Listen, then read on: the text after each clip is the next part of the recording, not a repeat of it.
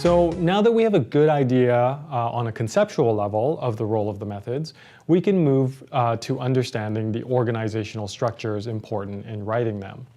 There are two primary rhetorical structures here, the mechanism and the process description.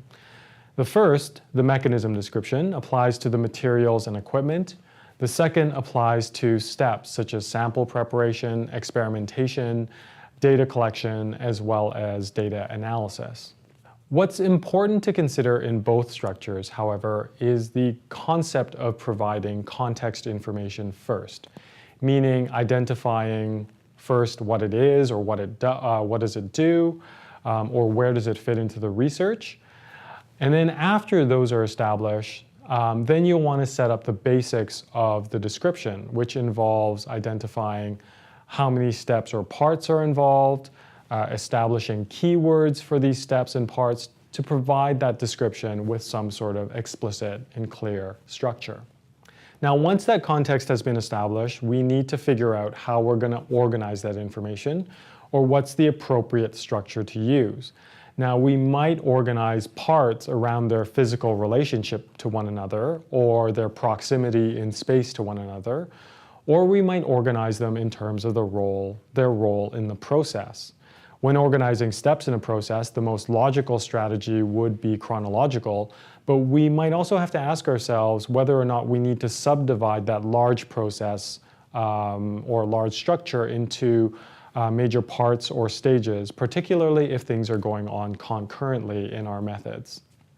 Whatever structure you choose, it's important to employ strategies that reinforce that structure, such as headings, enumeration, and keywords. For example, starting out by identifying 3 main steps to a process and then following through with first, second, and third, or first, next, and finally, as you describe those steps, will help your readers follow along a lot more clearly. In terms of positioning your methods within the document, there's already an established expected place for those methods according to the IMRAD structure, or the Introduction, Methods, Results, and Discussion structure. While this structure makes a lot of sense for a lab report, for most of you, this structure will be too simple and limiting a model for a few reasons.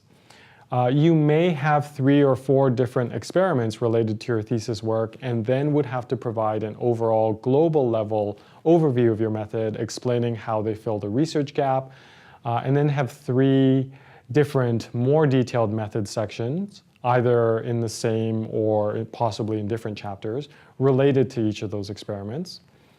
And you may also have a series of methods that are dependent on your results from prior experimentation.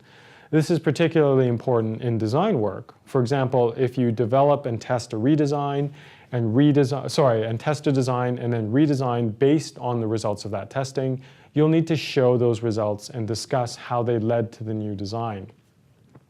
The second round of testing or validation could be the same or it could be different if the design necessitated new testing regimes. Here, a second set of design or validation techniques will have to come after the results and discussion of the first set, and are, in large part, justified by the results from the first.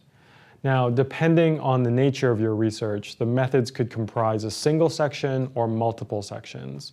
But do carefully consider how the methods function in your research when planning where to put them in your document. And this can sometimes be in multiple spots. So these 2 videos on function and organization of methods should provide you with a starting point for planning and positioning your methods section within your thesis.